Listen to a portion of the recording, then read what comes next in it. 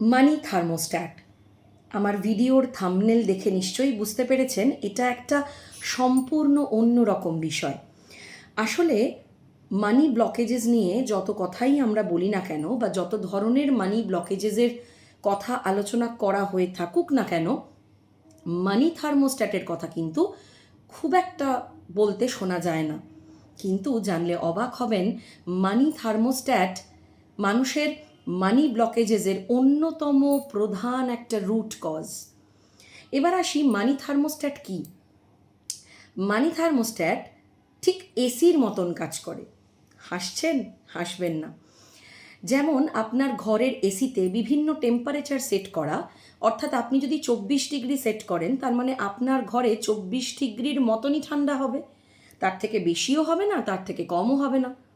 ঠিক সেরকমভাবে মানুষের মাথাতেও টাকা নিয়ে একটা থার্মোস্ট্যাট সেট করা আছে, অর্থাৎ একটা নির্দিষ্ট লিমিটেশন সেট করা আছে। ধরুন, যিনি মানি থার্মোস্ট্যাট 10,000-এ আছেন, তার মানে তিনি কিন্তু 10,000-এর বেশি টাকা যদি রোজগার করেন বা হঠাৎ করে কোথাও থেকে লটারিতে পান বা অন্য যে কোনোভাবেই পেয়ে থাকুন না কেন, সঙ্গে সঙ্গে তার সাবকনশিয়াস মাইন্ডের ভেতরের মানি থার্মোস্ট্যাট অ্যাক্টিভ হয়ে যাবে এবং একটা অদ্ভুত অস্বস্তি হতে শুরু করবে। এবং তখন কি হবে? তখন তিনি আজে বাজে উল্টো পাল্টা অপ্রয়োজনীয় জিনিসে প্রচুর খরচ করতে শুরু করবেন, ভুলভাল বিনিয়োগ করবেন এবং করে তিনি কোনো না কোনোভাবে বা হয়তো তার বাড়িতে হঠাৎ করে কেউ অসুস্থ হয়ে যাবে বা হঠাৎ করে হয়তো কোনো জিনিস ভেঙে যাবে, কোনো কিছু রিপেয়ার করতে হবে, দিব্যি ভালো চলছিল, মানে এমন কোনো একটা খরচ তার এসে যাবে বা এমন কোনোভাবে তার টাকা খরচ হতে শুরু করবে, আলটিমেটলি সেই মানি থার্মোস্ট্যাট কিন্তু ঘুরে ফিরে 10,000 টাকাতেই চলে আসবে। অর্থাৎ মানি থার্মোস্ট্যাট কোথায় সেট করা আছে তার উপরেই ডিপেন্ড করে আপনি প্রত্যেক মাসে বা প্রতি বছরে কত টাকা আয় করবেন বা কত টাকা ধরে রাখতে পারবেন। ধরুন রনির উদাহরণ দিই। রনি বলে একটি ছেলে, বাচ্চা ছেলে, 24-25 বছর বয়সের, সে 30,000 টাকা পার মান্থ স্যালারি পায়। এবার হঠাৎ করে তার মাসি তাকে ফোন করে বলে যে তার মাসি তাকে 50,000 টাকা গিফট করতে চায়, কিন্তু রনির মানি থার্মোস্ট্যাট কিন্তু 30,000 টাকায় ফিট করা আছে। ফলে যেই মুহূর্তে টাকাটা রনি পাবে এবং পাওয়ার বেশ কিছুদিন আগে থেকেই রনির মনে একটা অদ্ভুত অস্থিরতা, একটা অদ্ভুত উত্তেজনা তৈরি হবে। এটা কিনবো, ওটা কিনবো, এতদিন ধরে এত কিছুর জন্য ওয়েট করেছি, কিনতে পারিনি, তাহলে আজকে এটা কিনবো, ওটা কিনবো, ওটা কিনবো, ওটা করবো, এইভাবে খরচ করবো, এখানে ইনভেস্ট করবো, সারাক্ষণ নিজের মধ্যে একটা অস্থিরতা চলবে। এবং ফাইনালি রনির মাসি যখন রনিকে 50,000 হাতে দেবে, কোনো না কোনোভাবে, কোনো না কোনো ক্ষেত্র দিয়ে এই অসম্ভব অস্থিরতা, উত্তেজনা রনিকে ভুলভাল খরচের মাধ্যমে, ভুলভাল ইনভেস্টমেন্টের মাধ্যমে, বা ওই যে বললাম কিছু ভেঙে যাবে তখনই হয়তো বাইকটার একটা কোনো বড় খরচ এসে গেল, তখনই হয়তো বাড়ির কোনো পাম্পের সমস্যা হলো, ওই 50,000 কিন্তু ঠিক বেরিয়ে যাবে এবং ফাইনালি রনি 30,000 টাকা এসেই দাঁড়িয়ে যাবে। সেইখান থেকেই মানি থার্মোস্ট্যাটকে বোঝার প্রয়োজন। তার মানে মানি থার্মোস্ট্যাট ঠিক করে দিচ্ছে আমি আর্থিক সমৃদ্ধি বা প্রাচুর্যে পৌঁছতে পারবো কি না। স্বপ্ন তো সবাই দেখছি, পরিশ্রম তো সবাই করছি, তাহলে মানি থার্মোস্ট্যাট লো থাকলে কি হয়? মানি থার্মোস্ট্যাট লো থাকলে সবসময় আপনার টাকা খরচ হয়ে যাচ্ছে, টাকা কমে যাচ্ছে, এই ভয়টা থাকবে। দ্বিতীয়, টাকা অত সহজে রোজগার করা যায় না। আমার কেনই বা বেশি টাকা ইনক্রিমেন্ট হবে? আমার কপালে টাকা পয়সা নেই রে, আমি প্রচুর পরিশ্রম করি কিন্তু টাকা আমার কাছে আসে না। থার্ড, ভুলভাল ইনভেস্টমেন্ট হবে, লোকে ঠকিয়ে নেবে, লোকে প্রচুর পরিমাণে টাকা চিটিং করে নেবে আপনার কাছ থেকে, এবং যত রকমভাবে আপনার টাকা খরচের রাস্তা তৈরি হওয়া সম্ভব সমস্ত হবে এবং ফাইনালি ঘুরে ফিরে আপনি সেই ওই একই জায়গায় চলে আসবেন।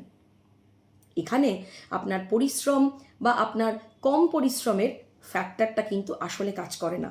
আসলে প্রত্যেক ক্ষেত্রে কাজ করছে আপনার মানি থার্মোস্ট্যাট লো অবস্থায় আছে।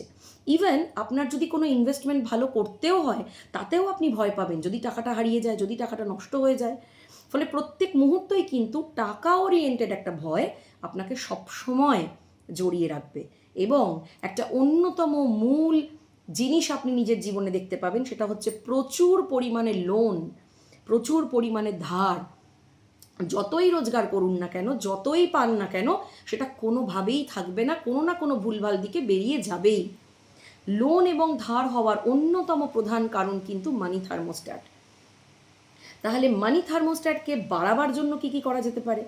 মানি থার্মোস্ট্যাটকে বাড়ানোর জন্য ফার্স্ট, অ্যাফার্মেশন। নিজেকে বারবার বারবার এটা বোঝানো যে টাকা একটা সহজ বিষয়, টাকা কঠিন, টাকা জটিল, টাকা ভয়ঙ্কর ব্যাপার নয়। টাকা থাকলেই আপনাকে লোকে সম্মান করবে, টাকা না থাকলে আপনার কোনো সম্মান নেই।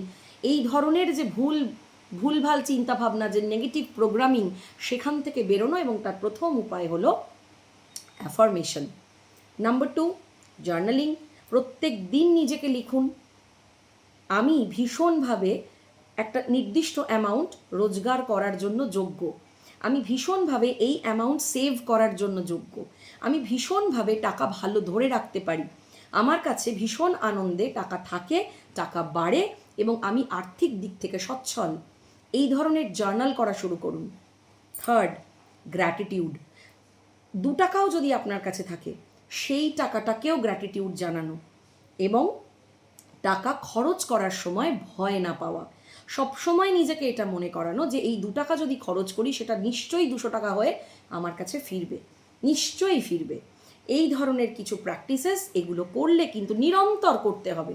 1 দিন 2 দিন করলাম, 3 দিন ছেড়ে দিলাম, এরকম করলে কিন্তু মানি থার্মোস্ট্যাট হাই করা যাবে না।